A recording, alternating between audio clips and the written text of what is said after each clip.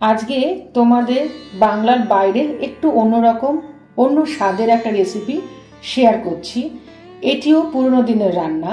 আমার হাতে যেটা দেখছো চিকচিক করছে, এটাকে বলা হয় গন্ধ। রান্নাটির নাম গন্ধ কি লাড্ডু।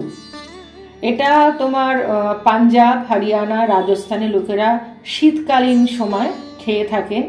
শরীরে অতিমাত্রা ইমিউন সিস্টেম তৈরি করে, সর্দি কাশির জন্য বা হাড় ক্ষয় তাদের রোধ করার জন্য এই গাম ভীষণ উপকারী। বাবলা গাছ, নিম গাছ, প্রত্যেকটা গাছের বাকল থেকে যে আঠা তৈরি হয় তার থেকে হয়, কিন্তু এটা নেওয়া হয় বেসিক্যালি বাবলা গাছ থেকে আর কি। আর এগুলো ওই তোমার প্রখর রোদ্দুরের যে গাছগুলো হয় সেখান থেকেই এটা বার করা হয়। মানে এই গাছের প্রধান দরকার হচ্ছে সানলাইট। তো এইটার সঙ্গে আরও কিছু কিছু জিনিস মিশিয়ে আমরা একটা লাড্ডু তৈরি করব। সেটা খেতে যেমন উপাদেয়, করতে খুব একটা টাইম লাগে না। কিছু কিছু জিনিস দিয়ে আমি বলে দিচ্ছি কি কি জিনিস।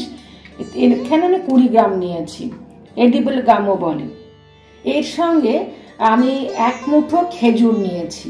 খেজুরটাকে আমি কাট করেছি জলের মধ্যে ভিজিয়ে। এখানে যে জিনিসগুলো নিয়েছি তার মধ্যে মেন হচ্ছে মাখানা আর নারকোল কোড়া আর ড্রাই ফ্রুটস, সব আমি 1 মুঠো, আমার হাতের 1 মুঠো করে নিয়েছি। নিয়ে আমি গ্রাইন্ডারে গ্রাইন্ড করে নিয়েছি। এই রকম খুব ফাইন পেস্ট কিছু করিনি। তোমরা চাইলে প্রত্যেকটা আলাদা আলাদা করে ঘিতে ভেজে গ্রাইন্ড করে নিতে পারো, বা এমনি এরকম একটু কুটে নিতে পারো, মানে থেতো করে নিতে পারো। দাঁড়া যেটা বলে হিন্দিতে, মানে আর্ধেক আর্ধেক হবে, ফাইন চপ হবে না। ফাইন চপ যদি করতে চাও তাহলে তোমরা করতেই পারো। এখানে আমি নিয়েছি সামান্য একটু নুন, গোলমরিচ আর ছোট চামচে 2 চামচ তিল আর 2 চামচ পোস্ত আমি এটার সঙ্গে মিক্স করে রেখেছি। এই রান্নাটা পুরোটাই কিন্তু ঘিতে হবে।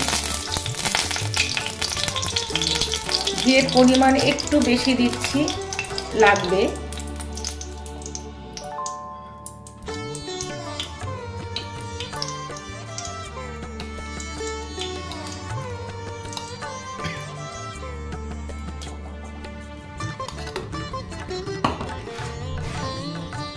এডিবল গাম বা গন্ধ ভাজার একটা নিয়ম আছে। এই যে আমি 20 গ্রাম নিয়েছি, এটা কিন্তু একসঙ্গে দেব না, অল্প অল্প করে দেব। তাতে দেখবে ফুলে উঠবে। এবং ফ্লেমটাকে লো টু মিডিয়ামে রাখতে হবে, হাইতে রাখবে না, তাহলে কিন্তু পুড়ে যাবে। ঘি কতটা গরম হয়েছে জাস্ট একটু দেখার জন্য আমি 2 দানা গাম বা গন্ধ ফেলে দিচ্ছি। এখনো তেমন হয়নি।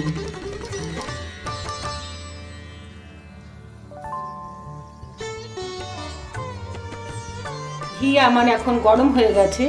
আমি অল্প অল্প করে এডিবল গাম কিংবা গন্ধ দিচ্ছি। এই দেখো কেমন ফুলে উঠেছে, দেখেছো? আমি বলছিলাম না কি সুন্দর দেখতে লাগছে, দেখো। আমি গ্যাসের ফ্লেমটাকে কিন্তু লোতেই রেখেছি, কারণ ঘি দিয়ে যেহেতু করছি পুড়ে যাওয়ার সম্ভাবনা থাকে। তোমরা যারা নতুন করবে চেষ্টা করবে লো ফ্লেমে রাখতে। গরম হলেই কিন্তু এই গাম ফুলে উঠবে। কতটুকু জিনিস ছিল দেখো, কিন্তু এর মধ্যেই কতটা ফুলে উঠেছে। এবারে আমি এটাকে আলাদা করে রেখে দেবো।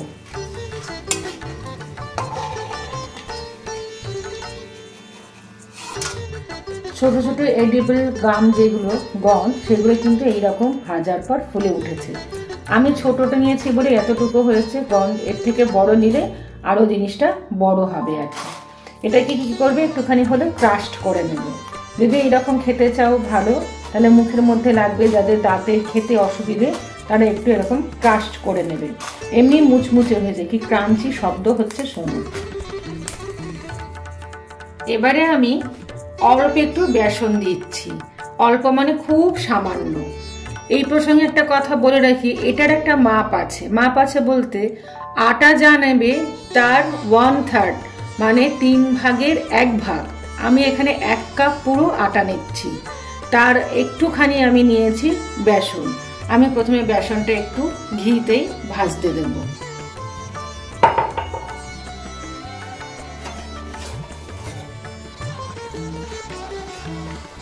বেসন দিলে জিনিসটা খেতেও খুব সুস্বাদু হয়। এটা খুব ভালো করে নাড়তে হবে। গ্যাসের ফ্লেম কিন্তু একদম বাড়ালে চলবে না। বেসন ভাজার সুগন্ধ বেরোলে এই দেখো আমি পুরো 1 কাপ আটা দিচ্ছি। এটা 2 কাপও দিতে পারো। আটা সবসময় বেশি হবে, সেই তুলনায় বেসন কিন্তু খুবই কম হবে।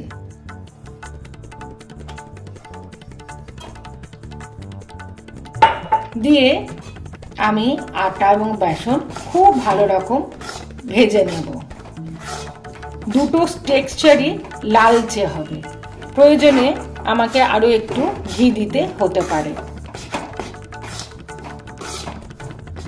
আমি এখানে বড় চামচের ভর্তি 2 চামচ ঘি দিলাম। আটা থেকেও একটা সুগন্ধ বেরোয়। আটা এবং বেসন দুটোই যখন লালচে হয়ে যাবে তখন এটাকে নাবাতে হবে।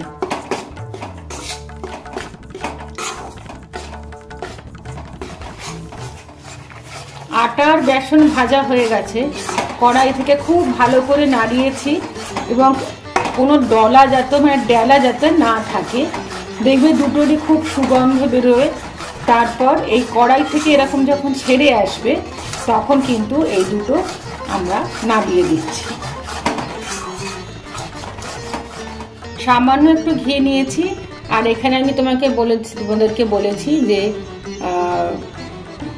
তিল, সাদা তিল, পোস্ত আর তোমার গোটা গোলমরিচ একটু ঘিতে ভেজে নেব।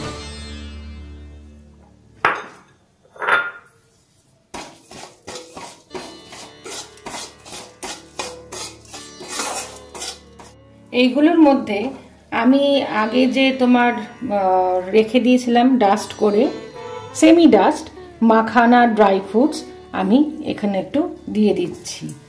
তোমরা চাইলে আগেও বলেছি প্রত্যেকটা আলাদা করে ঘিতে ভেজে তারপরে করতে পারো। আমি এমনিও তো ঘি জিনিসটা ব্যবহার হচ্ছে এই রান্নায় বেশি, তাই আলাদা করে আমি ইন্ডিভিজুয়াল ঘিতে ভাজিনি। এবার আমি এগুলো একসঙ্গে ভেজে নিচ্ছি। এর মধ্যে যে খেজুর ছিল, খেজুরের পাল্পটা দিয়ে দিচ্ছি।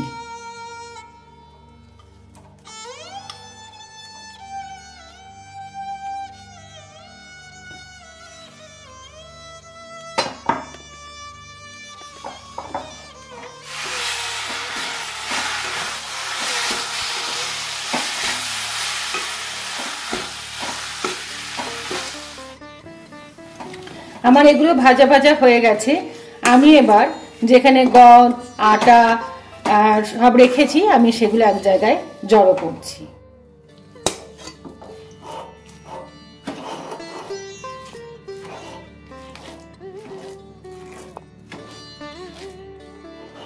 খুব ভালো করে এগুলো মাখাচ্ছি। দেখতেই পাচ্ছ খুব গরম, প্রতিটা জিনিসই গরম। আর আটা বেসন এতটাই তেতে থাকে যে হাত দেওয়া যায় না। আবার গরম গরম না মাখলে সেটা মিক্সডও হয় না। এর সঙ্গে যদি তোমরা ফ্লাক্সিড দিতে পারো, মানে তিসি, পামকিন বীজ, চারমগজ, তারপরে আরো নানা রকম যত রকমের ড্রাই ফ্রুটস আছে সেগুলো দিয়ে করতে পারো। খুবই হেলদি হয়। সূর্যমুখীর বীজ এগুলো দিয়ে তৈরি হয়।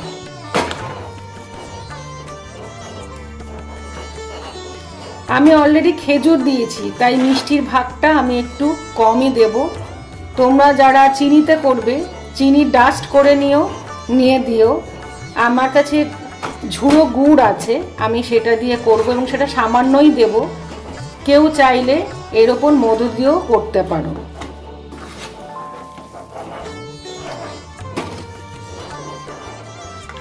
এখানে আমি ভালো করে দেখে নাও, এখানে আমি আদার জুসটা দিচ্ছি। ডাস্ট আদা যদি থাকে দোকানে কিনতে পাওয়া যায় সেটাও দিয়ে দেবে। মানে শীতকালীন জিনিস, মানে শীতে যেগুলো আমাদের উপকার দেয়, আদা, গোলমরিচ, ড্রাই ফ্রুটস, সেগুলো দিয়ে কিন্তু মূলত এগুলো তৈরি হয়। আমি এবারে পরিমাপ মতো অল্প গুড় দেব। আমার কাছে এরকম ঝুড়ো গুড় আছে, যাদের ডালা গুড় তারা সামান্য জল দিয়ে একটুখানি গলিয়ে নিয়ে একটু আঠা আঠা হবে সেইটা এখানে ঢেলে দেবে। আর যদি অসুবিধা থাকে চিনি ডাস্ট করে দেবে। মিষ্টি, টক, ঝাল সবটাই কিন্তু তোমাদের উপর ডিপেন্ড করছে কে কতটা খাবে। আমি অলরেডি খেজুর অনেকটা দিয়েছি বলে ওটা আর আমি খুব বেশি দিলাম না।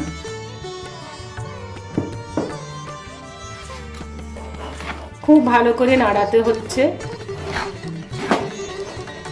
এটা সবার শেষে আমি ছোট এলাচ দিচ্ছি। আমি দেখো গরম কমে গেছে, আমি তাই হাত দিয়ে যতটা পেরেছি মেখেছি।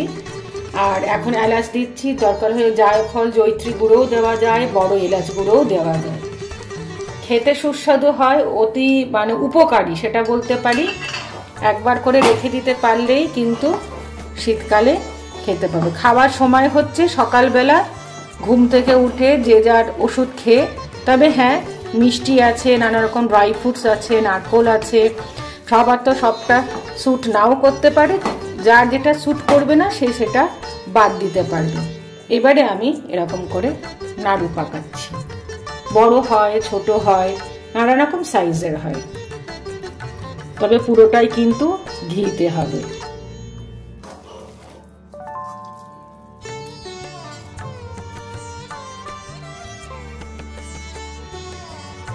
ঠান্ডা হলে আর একটু শক্ত হয়ে যাবে।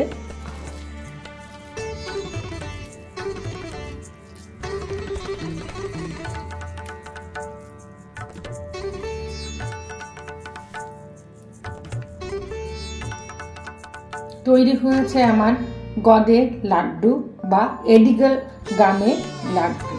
তোমাদের আগেও বলেছি, আরও একবার বলছি তোমাদের, এর কিন্তু হেলথ বেনিফিটস অনেক। সর্দি, কাশি, জ্বর, ইমিউনিটি যাদের কম তারাও খেতে পারবে। যাদের ভিটামিন ডি কম, মানে হাড়জনিত হাড় ভঙ্গু, তারাও খেতে পারবে। এবং গর্ভবতী মহিলা যারা ব্রেস্ট ফিডিং করাবেন বাচ্চাকে, তারাও খেতে পারবেন। এটা ভীষণই উপকারী, ভীষণই মানে হেলথের দিক থেকে এর কোনো জুড়ি নেই। আর বিশেষত সর্দি কাশিতে শীতকালে এর জুড়ি মেলা ভার।